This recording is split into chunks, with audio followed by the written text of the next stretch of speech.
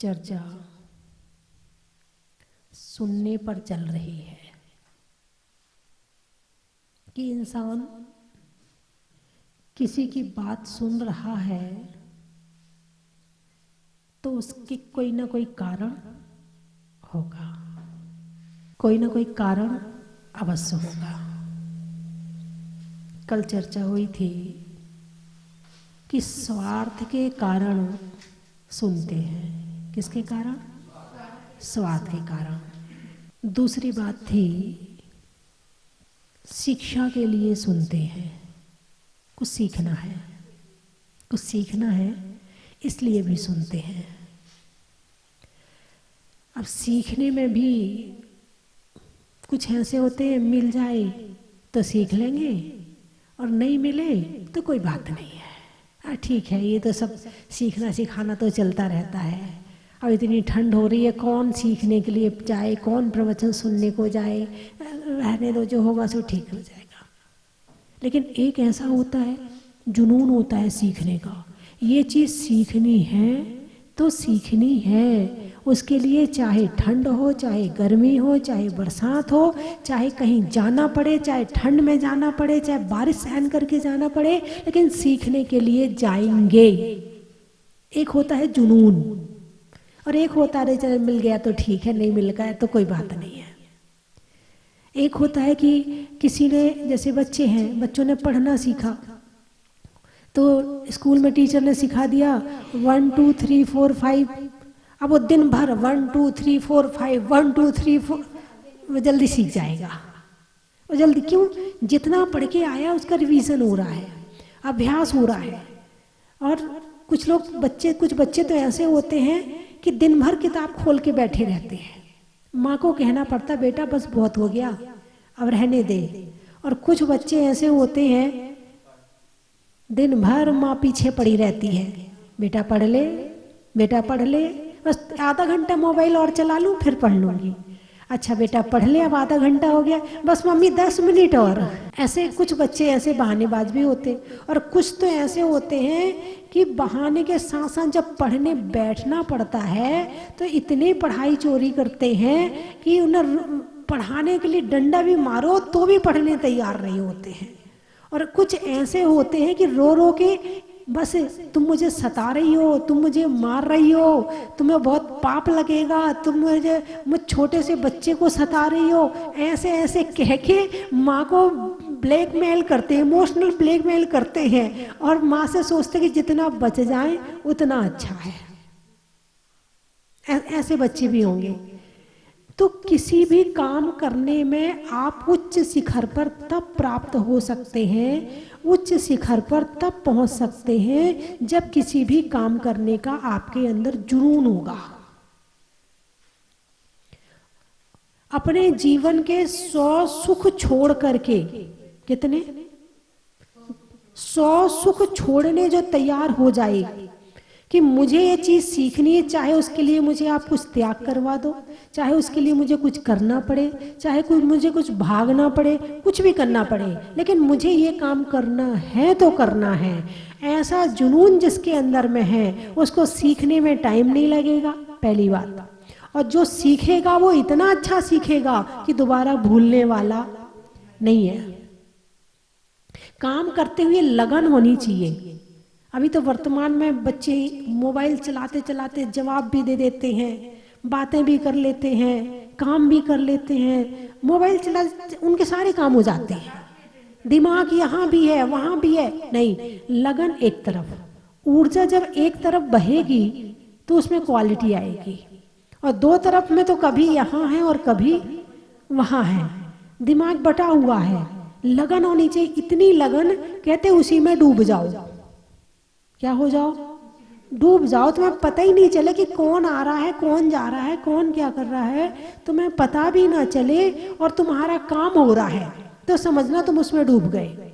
इसका उदाहरण आता है बाहुबली भगवान की प्रतिमा जिस कारीगर ने बनाई थी।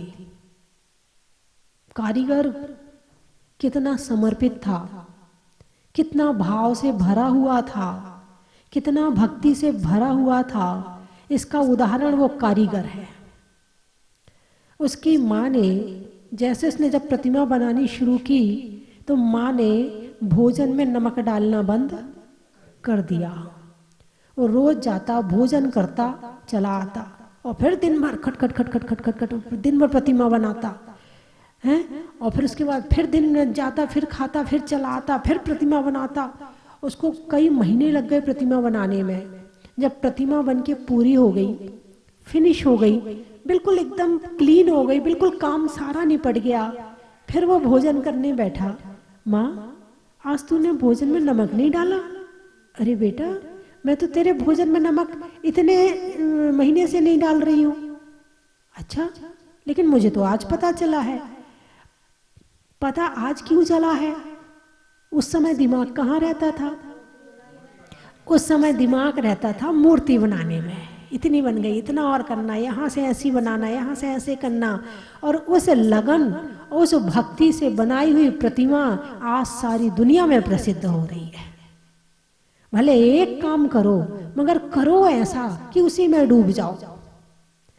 लेकिन आदमी पूरी सच्ची लगन से काम नहीं करता है। पूजा भी करेगा, पूरे मन से नहीं करेगा है? माला भी फेरेगा तो मन से नहीं फेरेगा। बात भी करेगा तो बात तो सामने वाले से कर रहा है, सोच कहीं और की रहा है। शास्त्र पढ़ेगा तो आधा मन तो शास्त्र में होगा, आधा भटक रहा होगा। यानी आदमी पूरी लगन से कोई भी काम नहीं करता है, इसलिए वो स्पेशलिस्ट नहीं बन पाता है। और यदि पूरी लगन और सच्ची श्रद्धा के साथ समर्पित हो जाए कि यदि मैंने इस क्षेत्र में कदम रखा है तो वो ऐसा हो नहीं सकता कि सफल ना हो। अब बच्चे पढ़ने के लिए जाते हैं, कहाँ पर? कोचिंग करने जाते ना। कोई इंदौर जा रहा है, कोई कोटा जा रहा है, कोई बेंगलोर जा रहा है, कोई बम्बई जा रहा है, कोई विदेश जा रहा है? तो उसमें से कितने सफल होते हैं? कितने सफल होते हैं? और कितने भटक के आते हैं वहां से? आधे से ज्यादा तो वहां भटक के आते हैं। आधे से ज्यादा जाते तो हैं पढ़ने के लिए, लेकिन पढ़ने के साथ साथ और कार्यक्रम भी शुरू हो जाते हैं उनके।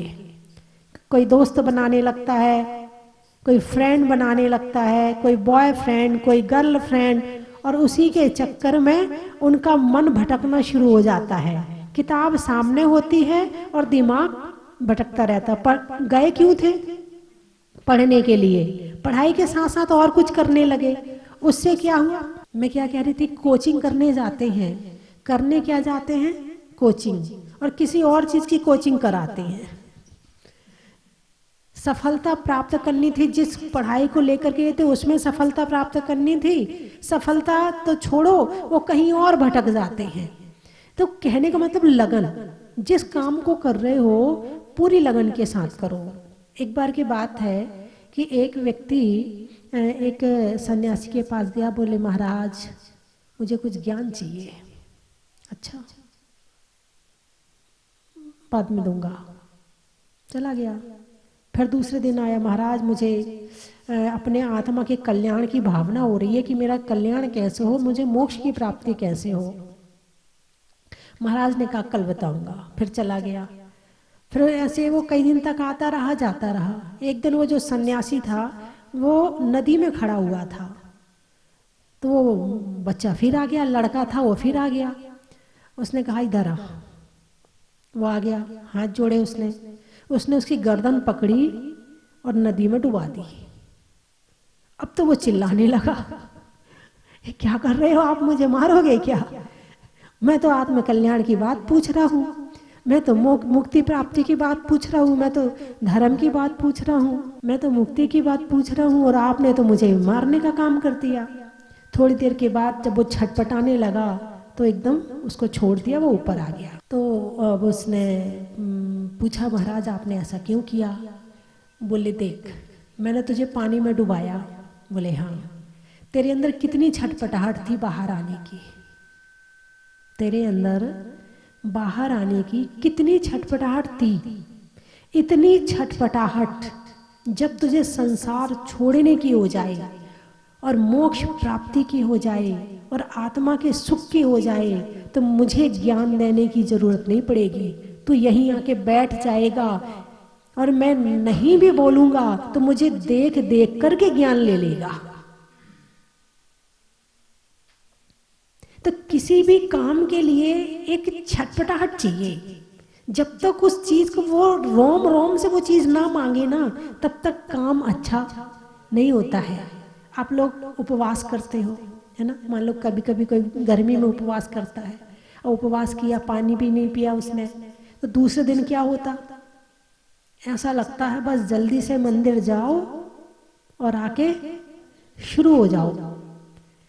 चलो तुमने 2 दिन का उपवास कर लिया, 3 दिन का कर लिया, अब तो शरीर का रोम रोम मांगने लगता है कि पानी लाओ। मांगता है? नहीं मांगता।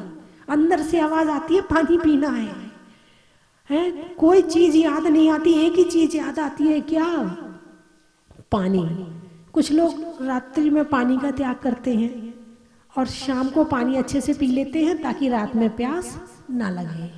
कई बार ऐसा हो जाता है कि आपस में किसी से बातचीत कर रहे हैं, कुछ कर रहे हैं और करते करते रात हो गई, पानी नहीं पी पाए। ऐसा होता, कई बार हो जाता है लोगों के साथ में। और गर्मी के दिन है, जून का महीना है और पानी नहीं पी पाए और लो 9 बजे और प्यास लगनी शुरू हो गई। पूरी रात हो सकता नींद भी ना आए। क्या हो सकता है? पानी की प्यास की वजह से नींद भी ना आए और सारी रात आपको क्या नजर आएगा? पानी नजर आएगा। कब सुबह हो और कब पानी पिए, ऐसे ही होता ना। तो जैसे आपको प्यास लगी और आपको पानी पानी पानी पानी पानी नजर आ रहा है तो वो पानी भी मिलेगा। ऐसे ही आपको मुक्ति सुख की इतनी ही चाह हो कि खाते पीते उठते बैठते आपको मोक्ष जाने की भावना हो जाए। हर क्षण आपको एक ही चीज दिखे कि मुझे मोक्ष जाना है, मुझे रास्ता चाहिए है, उसके लिए क्या करना पड़ेगा। ऐसा हो नहीं सकता कि आपसे फिर धर्म के काम ना हो। धर्म के काम उनसे नहीं होते हैं, किनसे? उनसे नहीं होते हैं कि जो गुनगुने, क्या कहते हैं, अब मिल जाएगा प्रवचन तो ठीक है और नहीं मिल जाएगा तो कोई बात नहीं है। लेकिन जिसे मोक्ष सुख की चाह है, जिसे मुक्ति की इच्छा है, वो 4 काम छोड़ के सुनेगा। वो 100 काम छोड़ के मंदिर जाएगा, वो 1000 काम छोड़ के पूजा करेगा, वो 1,00,000 काम छोड़ के ध्यान करेगा और वो करोड़ काम छोड़ करके प्रवचन सुनेगा। जिसे जिसकी इच्छा हो उसके लिए वो बाकी चीजें छोड़ देता, उसके लिए वो चीज मैन हो जाती है। लेकिन अभी तुमने इस चीज को मुख्य नहीं बनाया है। अभी तो मुख्य तुम्हारे लिए संसार है, तुम्हारा परिवार है, तुम्हारे घर है, तुम्हारे बच्चे हैं, वो तुम्हारे लिए मुख्य है। इसीलिए होता यूं है कि जब भी घर का कोई काम होता है तो सबसे पहले क्या छूटता है? मंदिर, है ना? सबसे पहले मंदिर छूटता है। अच्छा, यदि घर में मान लो बीमार हो जाए या कोई हो तो सबसे पहले याद कौन आता है? बात समझ गए हैं? तुमने भगवान को जरूरत की चीज समझ रखा है। दुख है तो भगवान है और सुखी है तो क्या जरूरत है भगवान की? भगवान ने सब कुछ दे रखा है, अब क्या करना है भगवान का? हाँ, भगवान पे डालते, भगवान आपने सब कुछ दे रखा है। एक व्यक्ति था, उसके पास साइकिल थी और बड़ी दूर जाना पड़ता था उसे नौकरी पर। भगवान की पूजा रोज करता था, रोज अभिषेक करता था, रोज शांति धारा करता था, भगवान से प्रार्थना करता था, भगवान एक स्कूटर मिल जाए तो अच्छा है। कुछ दिनों के बाद स्कूटर मिल गया, अब वो स्कूटर से जाने लगा। अब उसके बाद प्रार्थना करता था, भगवान नौकरी करते करते बहुत दिन हो गए, एक आध फैक्ट्री वैक्ट्री खुल जाए तो अच्छा है। अब वो एक फैक्ट्री भी खुल गई। अब पहले तो वो अभिषेक पूजा पूरा ध्यान सामायिक सब कुछ करता था, अब थोड़ा सा एक फैक्ट्री खुल गई तो थोड़ा सा कम हो गया। अब उसके बाद भगवान, अब हमारे रिश्तेदार की तो 2 फैक्ट्री हैं और मेरी तो एक ही फैक्ट्री है, भगवान 2 फैक्ट्री हो जाए तो अच्छा लगे। अब उसके बाद उसकी 2 फैक्ट्री खुल गई, भाई पुण्य का उदय आया, 2 फैक्ट्री खुल गई। अब उसके बाद वो पूजा अभिषेक छोड़ के केवल माला फेरने लगा। अब थोड़ी फिर इच्छा हुई, भगवान यदि गाड़ी आ जाए और उसके साथ एक और फैक्ट्री मिल जाए तो और अच्छी बात है। भाई उसकी 3 फैक्ट्री हो गई, गाड़ी भी आ गई घर में, लाड़ी भी आ गई, गाड़ी भी आ गई, बाड़ी भी आ गई, सारी चीजें आ गई। अब तो वो बस दर्शन करता और चला जाता। अब उसके बाद में भगवान थोड़ा और हो जाए तो मजा आ जाए, चलो हो तो रहा है लेकिन थोड़ा और हो जाए तो मजा आ जाए। अब एक आध फैक्ट्री और खुल गई उसकी, अब तो उसका मंदिर आना भी छूट गया। फिर लोगों ने पूछा, भाई तू मंदिर भी क्यों नहीं जाता, पहले तो अभिषेक पूजा तू सब कुछ करता था। अरे बोले भगवान ने जो दिया है ना उसको ही तो संभाल रहा हूँ। ये आरोप भी किसके ऊपर? भगवान के ऊपर। वो अपने लिए नहीं संभाल रहा है, वो भगवान ने दिया है तो भगवान का काम कर रहा है? तो दुख में कौन याद आता है सबसे पहले? भगवान। और सुख में सबसे पहले क्या छोड़ते हो? इसका मतलब तुमने भगवान को क्या समझ रखा है? हैं? जैसा तुम्हारा मित्र है ना, दोस्त, जो दुख में काम आए इसलिए उससे बना के रखते हो। दोस्त से क्यों बना के रखते हो? अरे बोलिए ना। हाँ, सुख में तो आए तो ठीक है, कोई बात है नहीं, दुख में तो काम जरूर आए। सुख में आ जाए तो कोई बात नहीं, नहीं आए तो कोई बात नहीं, लेकिन दुख में जरूर आए काम। मित्र इसलिए बनाए जाते हैं, है ना। और भगवान की पूजा भगवान से क्यों बना के रखते हो? कि दुख में काम आ जाए। सुख में तो ठीक है, भगवान सुख तो आपसे चाहिए ही चाहिए है, मगर दुख में जरूर काम आना आप हमारे। इसका मतलब जैसा मित्र है वैसे ही तुम्हारे भगवान है। तुम्हारे अंदर मित्र और भगवान में कोई अंतर नहीं है, हैं? जिस वक्त के लिए तुमने अपना मित्र बनाया है उसी वक्त के लिए भगवान के साथ अपनी बनाई है ना।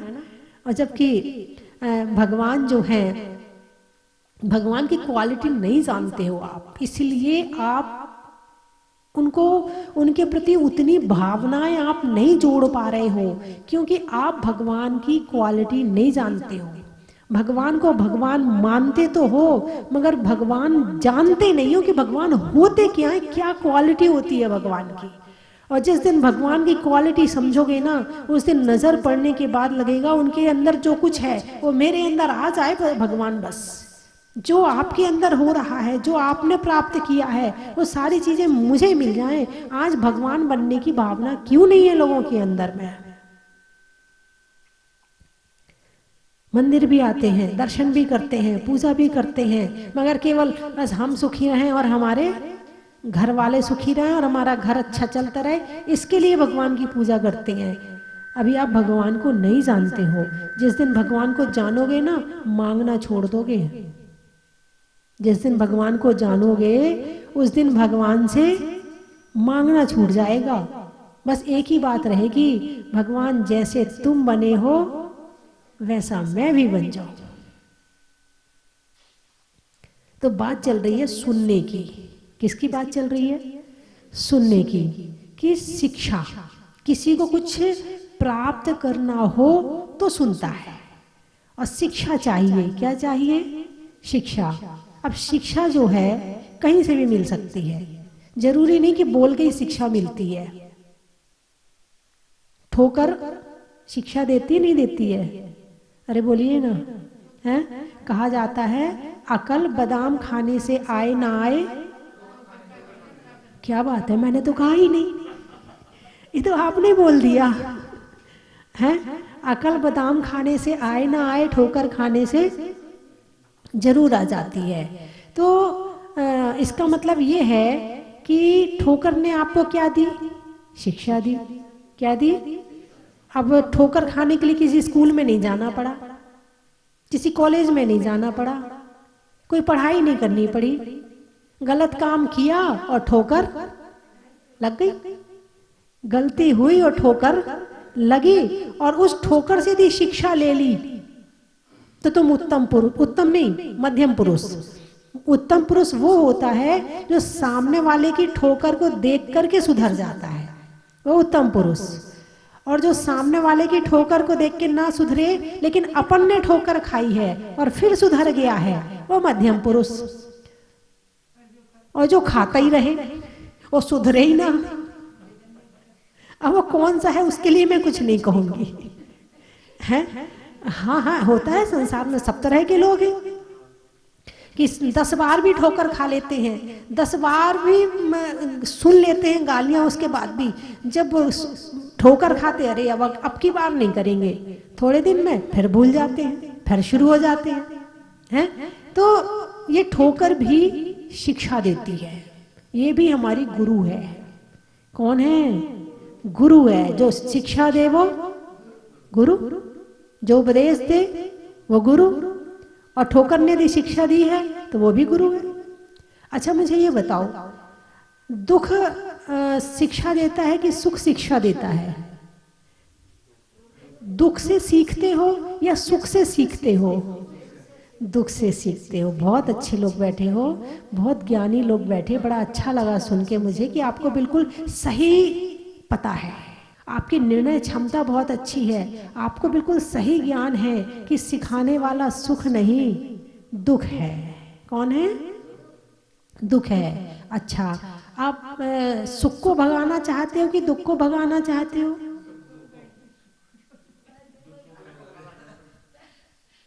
सारी जिंदगी पुरुषार्थ किसका करते हो? मेहनत किसके लिए करते हो? सुख भगाने के लिए कि दुख भगाने के लिए? है? तुम जिस सुख को बुलाने की चेष्टा करते हो और जिस दुख को भगाने की चेष्टा करते हो, जब दीक्षा होती है तो उन दुखों को आमंत्रण दिया जाता है। साधु क्या करते? हमारे मुनिराज वस्त्र पहनते हैं क्या? नहीं। कष्ट हो रहा कि नहीं हो रहा शरीर में? और ये उनको किसी ने दिया है या उन्होंने खुद लिया है? आमंत्रण दिया है। क्या दिया है?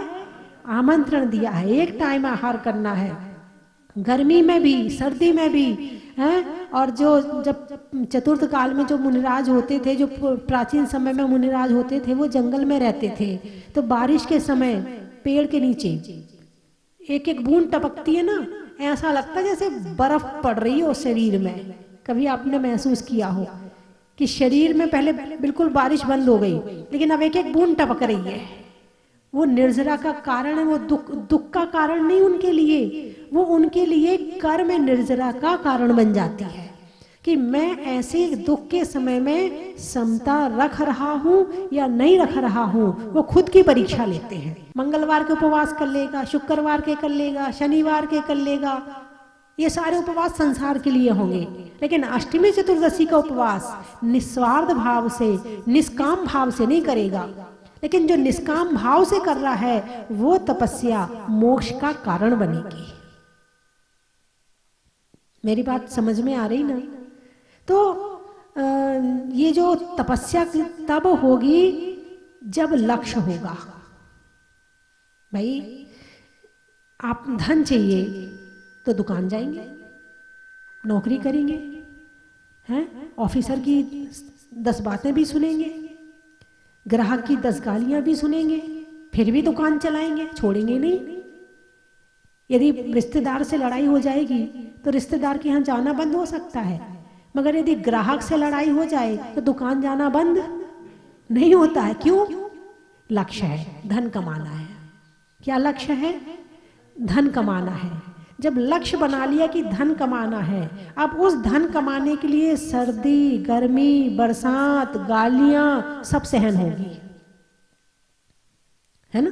इसी तरह से जिसने ये लक्ष्य बना लिया है कि मुझे भगवान बनना है, मुझे अपनी आत्मा से कर्मों को हटाना है, मैं इन राग द्वेष को छोड़कर कर्म बंधन से मुक्त होना चाहता हूँ, जिसने ये लक्ष्य बना लिया है वो बाहर की गर्मी भी सहन करेगा, सर्दी भी सहन करेगा, वो बाहर का और कष्ट भी सहन करेगा। जो अज्ञानी की गालियां हैं उनको भी शांति से सुनेगा, कोई जवाब नहीं देगा। भाई ठीक है भाई, मेरा कर्म का उदय है, तू बोल ले। वो भी सुनेगा, अंतराय आएगा तो वो भी सहन करेगा, प्यास लगेगी तो वो भी सहन करेगा, वो भूख लगेगी तो वो भी सहन करेगा, एक एक महीने के उपवास करेगा।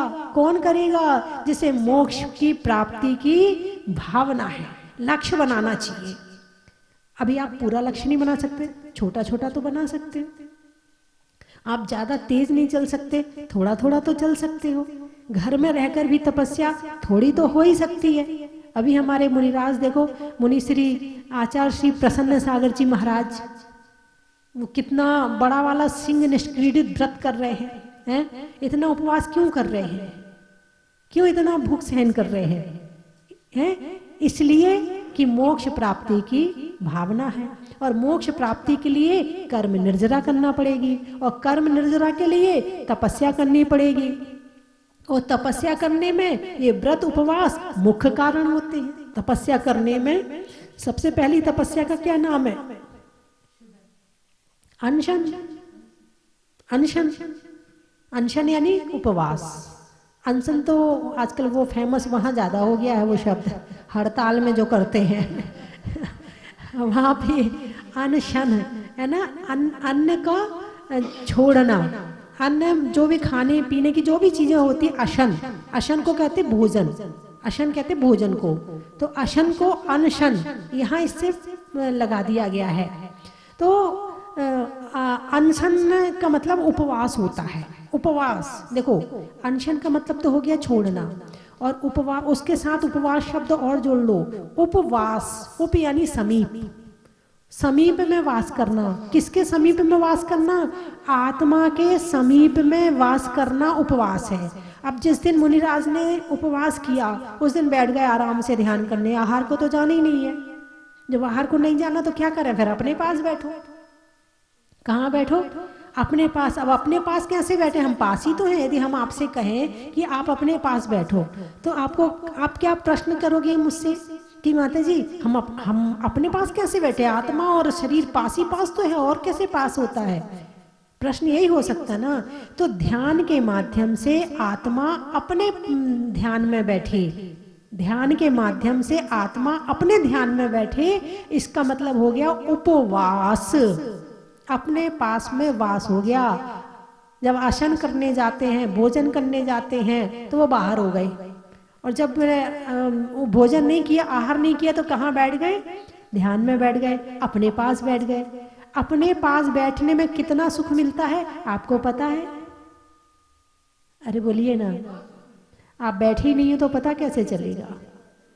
भगवान से पूछो, भगवान बताएंगे, क्योंकि भगवान अपने पास में ही बैठे हुए हैं, वो बाहर निकलते ही नहीं हैं। तो इसीलिए ये सारा सुख, सारा सुनना, सारी शिक्षा यदि मोक्ष प्राप्ति के लिए शुरू हो जाए तो ये जीवन सुखी हो जाए, अगला जीवन सुखी हो जाए, उससे अगला सुखी हो जाए, और सुखी होते होते होते होते एक दिन मोक्ष मिल जाए।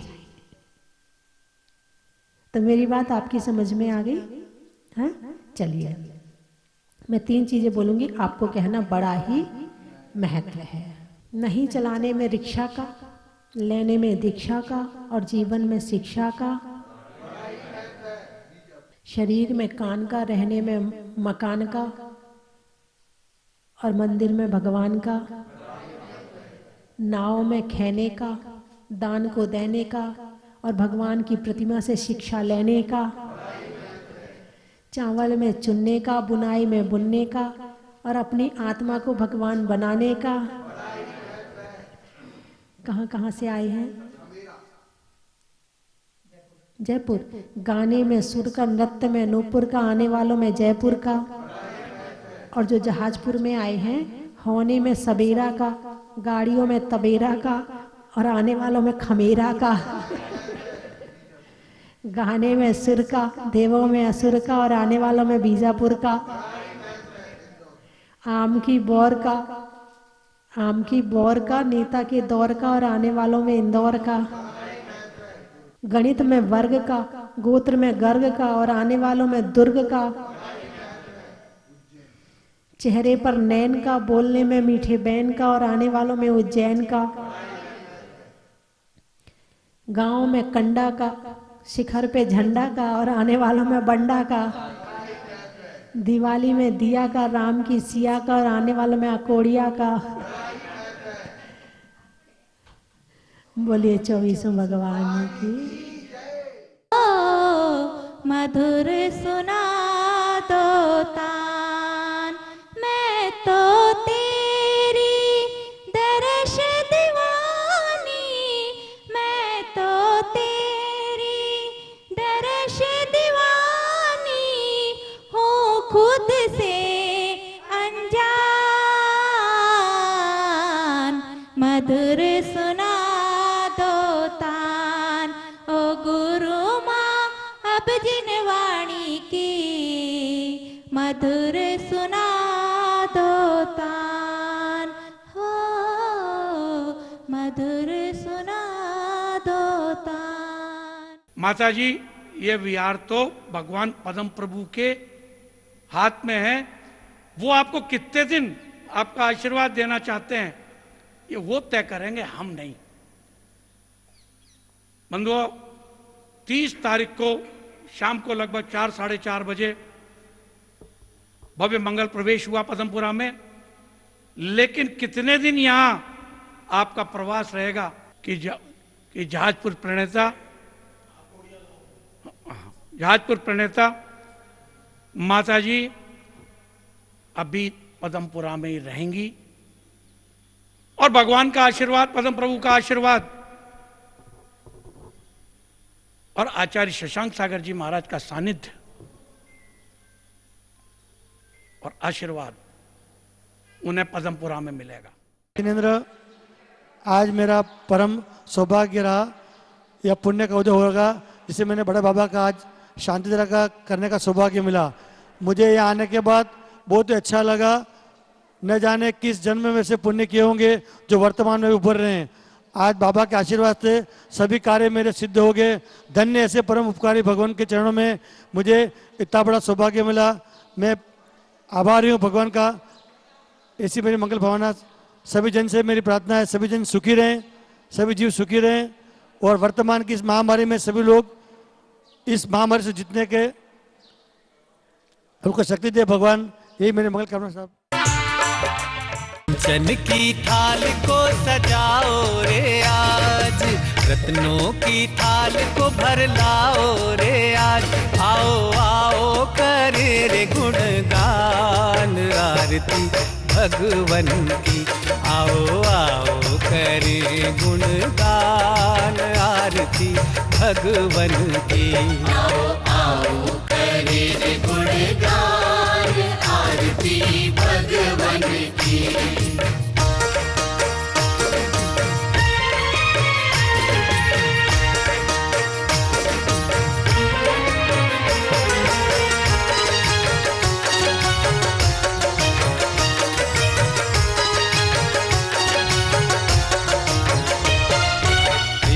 सुमित्र के राज दुलारे, माँ पद्मा जी के नैनों के तारे। पिता सुमित्र के राज दुलारे, माँ पद्मा जी के नैनों के तारे। राजगृही में जन्म लियो आप, राजगृही में जन्म लियो आप। आओ आओ मनाए खुशी आज आरती भगवन की। आओ आओ करे गुणगान आरती भगवन की। आओ आओ करे गुणगान आरती भगवन की।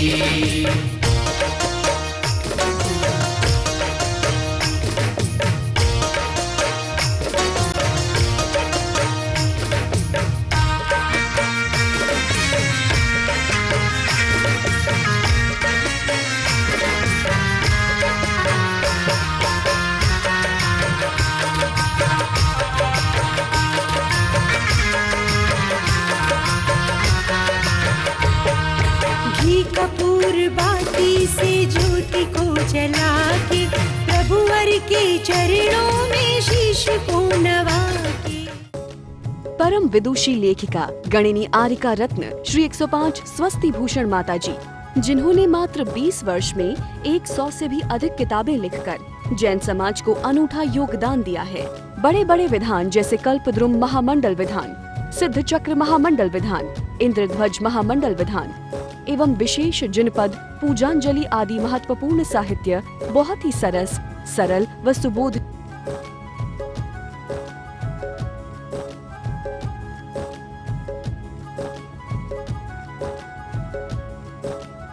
करने हेतु आज ही संपर्क करें। संपर्क सूत्र 7906062500 98683 45768।